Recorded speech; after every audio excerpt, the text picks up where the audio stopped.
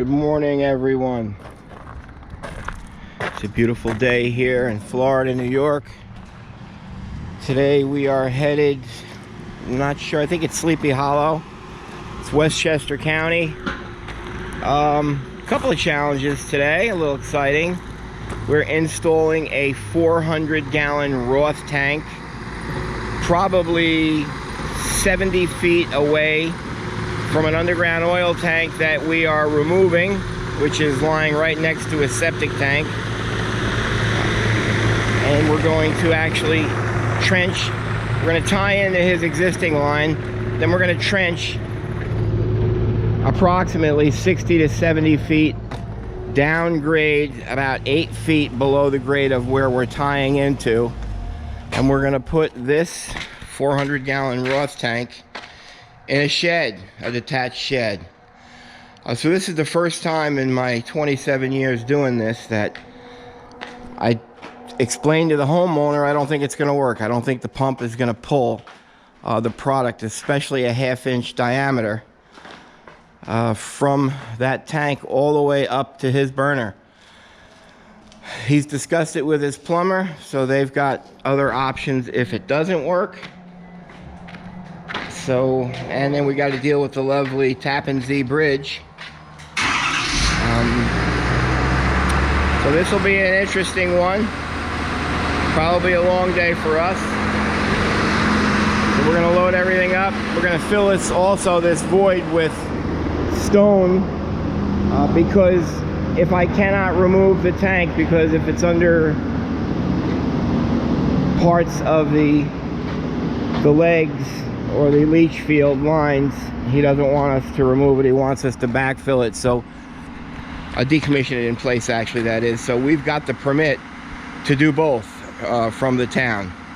He wants it removed, but if we can't remove it, we'll fill it in place. So because of that, we're going to bring this stone. Here are our pads. These are all the tanks that have holes, and we're waiting for the insurance carrier to come and run their investigation. But we're going to backfill with that stone. That'll also minimize any of the sinking if it is right next to the septic tank, which is an old metal tank, he thinks. I don't want to start pounding around it in order to compact the soil. So it's kind of weird that we're going out to do a job that personally I don't feel the burner is going to start. It's just too long of a draw. The plumber will be there, I'm being told. So got a lot of moving parts on this. Got about 40 minutes of loading up, securing everything, making sure it's safe, and then about an hour and 10-minute drive to the property. So the day begins.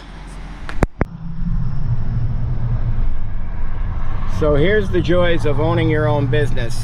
Never fails. We got an hour and 20 minutes to our destination. Very challenging project. Early inspections. And sure enough, we've got our truck broke down right on this road. So I had to turn around, come back, and we're gonna see what the issue here is. But we don't get uptight. We'll figure it out and move forward. Okay, we have arrived on site. We showed up at the shop at 6:30, loaded everything up. I've got that Silverado. We limped off to some municipal parking area. So this is our project today. We brought Megatron here to do our trenching. A very nice customer here. He marked all of the legs for the leach field. He marked out all the discharge. And here's our tank. So we don't know how the tank lies yet. And I can't damage the return and suction line on top of that vessel, because all the way down to the shed is where his new Roth installation will be. So it's about an 8-foot lift from that point to there. And I'm going to say it's at least 50-60 feet. So a lot of moving parts here. Day started out tough, dealing with the adversity, trying not to break down. I'm not sure we're going to make inspection, so we'll immediately call to see if we can't get that pushed back. Offload the equipment and we're going to begin. It's an exciting day. Let's just see where this Roth tank is going to go.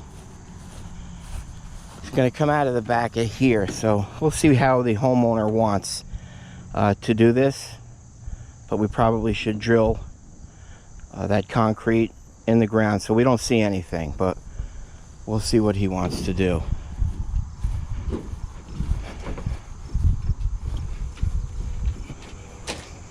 You're okay. And he's actually poured this pad, and it's going to fit right on there. So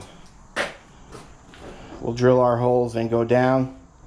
I'd like to go through the concrete, but we'll see what the homeowner wants to do.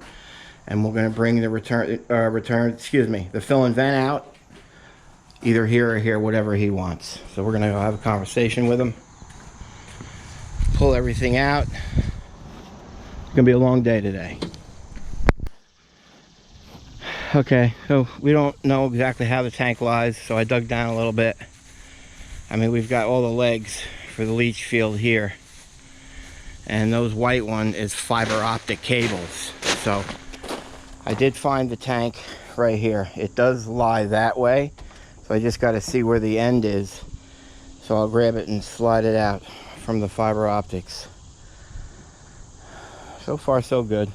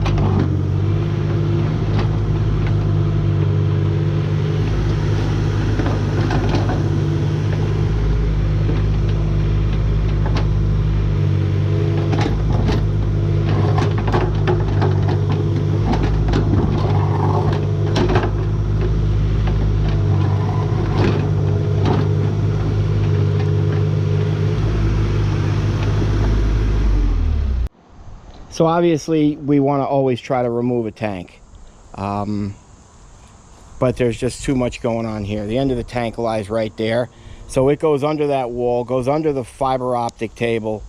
Going to be dealing with roots. There was another type of structure here that I'm concerned about, so I think we're just going to try to clear this. We'll physically try to find the return and suction line, because I got one shot at that. If my tooth grabs that copper line and snags it, or actually pulls it or stretches it, we're done.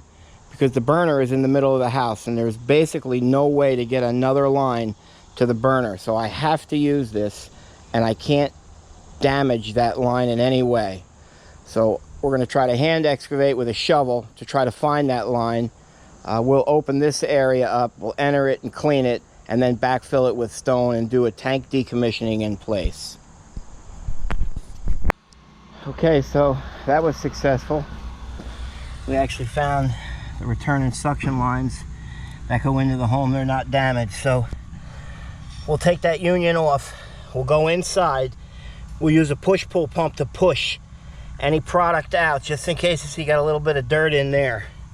Don't want to have any problems, so we'll push all the product out to make sure those lines are clear.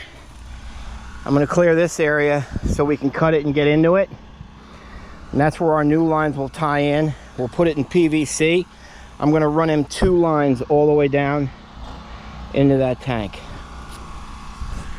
All right, here's our progress. Sammy has cleared the top of the tank, cut a nice size access hole in it. We found the vent pipe over here. So we dug about 8 inches below grade. He cut it. We're going to concrete fill that.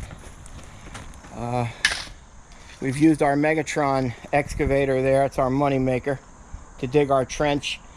I only can go about 14 to maybe 16 inches below grade because of all the leach field legs, which are about 18 inches. So the contractor said. I did actually hit some of the stone right around this distribution box. So I just don't want to mess with hitting any of these. Anytime you go with an above ground tank, you change over and you put that additive that minimizes or reduces and eliminates any kind of gelling. So Craig is now, I guess he's measured up.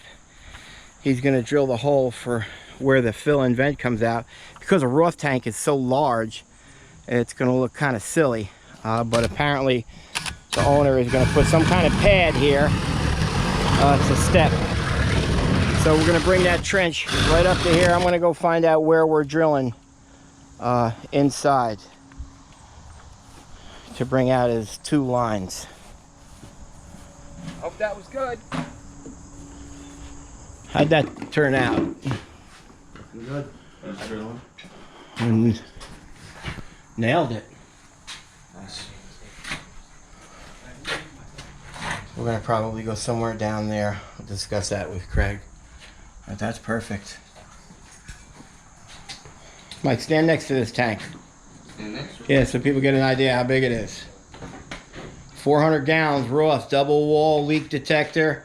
It's got a blown ethylene bladder, seamless, 30-year warranty, $1 million insurance coverage if it lets go. It's a German-made product.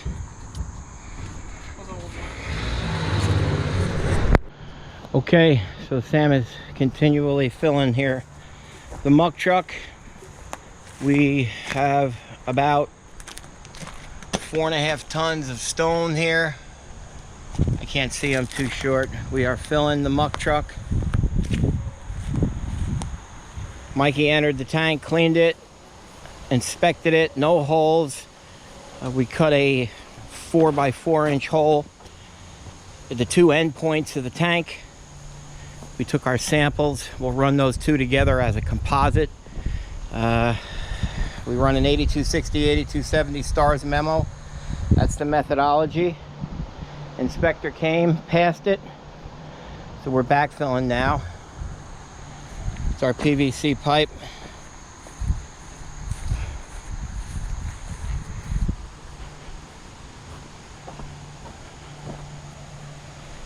And that's that. Work in progress.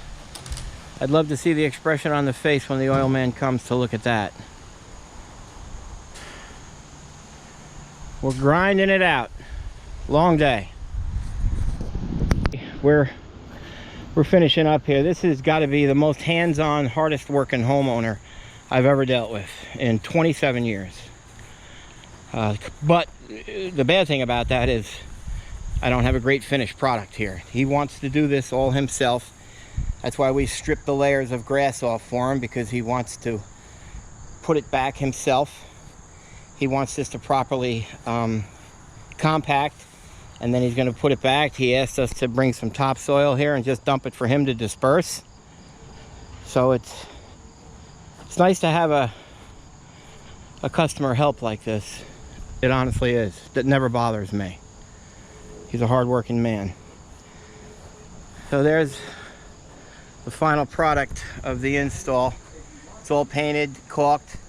It's got scutchings. And then inside, it's the same thing. This came out very nice. So scutchings and caulked here with his suggestion to pull it out so you could walk around. Copper goes in, was caulked inside and then cemented. Very nice. 400-gallon Roth installation. Nice work, boys. There's my point. He's still hard at work. So with Max's help, another fine job. Tank Masters Environmental.